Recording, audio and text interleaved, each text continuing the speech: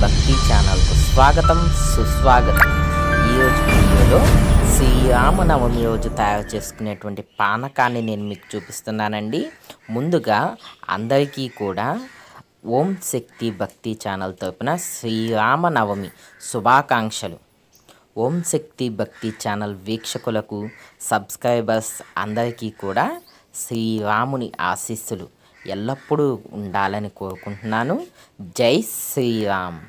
శ్రీరాముని నామంతో మనం సర్వవ్యాప్తిని చెందొచ్చండి। శ్రీరాముని నామంలో అంత పవిత్రత కొలువుతీ ఉంది। ఈ ముందుగా పానకం తయారు చేయడానికి కావలసిన పదార్థాలు బెల్లం, చూడండి మెత్తగా మనం కొంచెం పొడిలాగా చేసుకోవచ్చు బెల్లాన్ని దంచుకుని।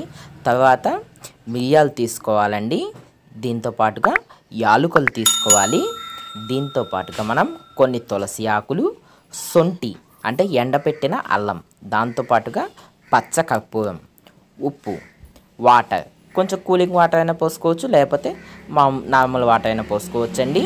ఇప్పుడు ముందుగా మనం సొంటిని తీసుకుని మెత్తగా దంచుకోవాలండి, పొడిలాగా చేసుకోవాలి। ఇలా దంచుకుంటే కనుక సరిపోతుంది, లేకపోతే మీరు మొత్తం కలిపి మిక్సీ వేసుకుని పొడైనా చేసుకోవచ్చు। తర్వాత మిరియాలు కూడా తీసుకుని మనం మిరియాలను కూడా మెత్తగా పొడిలాగా దంచుకోవాలండి। ఇప్పుడు యాలుక్కాయలు కూడా మనం దంచుకోవాలి। వీటన్నింటినీ కూడా మన ఇంట్లో చక్కగా దంచుకునే ఉంటాయి కదా, వాటిల్లో వేసుకుని దంచుకోవచ్చండి।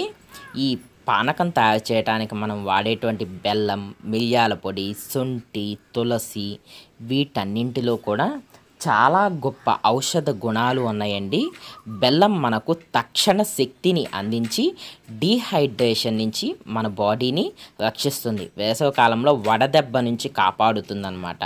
యాలుక్కాయల పొడిలో మనకి యాంటీ ఆక్సిడెంట్లు ఎక్కువగా ఉంటాయండి। దీంతో పాటుగా మనం కొంచెం పచ్చకర్పూరం కూడా యాడ్ చేసుకోవచ్చు, ఇది కూడా మన ఆరోగ్యానికి చాలా మంచిది।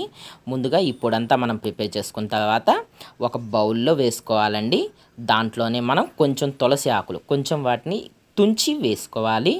దాంతోపాటుగా మనం బెల్లాన్ని కూడా యాడ్ చేసుకోవాలండి, బెల్లాన్ని కూడా మనం యాడ్ చేసుకుని తర్వాత దాంట్లో మనం సరిపడా వాటర్ పోసుకోవాలి।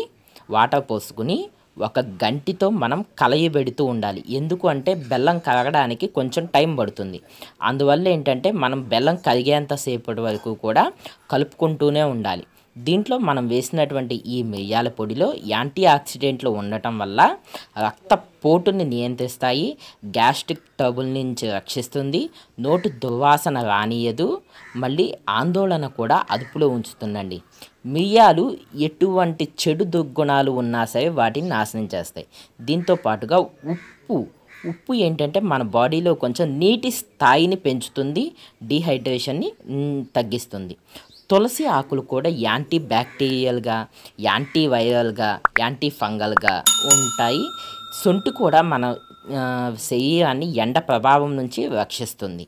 చూసారుగా ఎంత చక్కగా ఉండేటువంటి మిరియాల పానకం అనేది తయారైపోయిందండి। టెంపుల్ స్టైల్లో ఈ విధంగా తయారు చేస్తారు। అందరికీ కూడా శ్రీరాముని ఆశీస్సులు ఉండాలి అని నేను ఎల్లప్పుడూ కోరుకుంటున్నాను। ఈ పానకం తయారీలో ఉన్నటువంటి గొప్ప గుణాలు కూడా తెలుసుకున్నారు కదా, మీరు కూడా ఒకసారి మీ ఇంట్లో ట్రై చేసి ఏ విధంగా వచ్చిందో తప్పకుండా కామెంట్ రూపంలో తెలియచేయండి। Thanks for watching.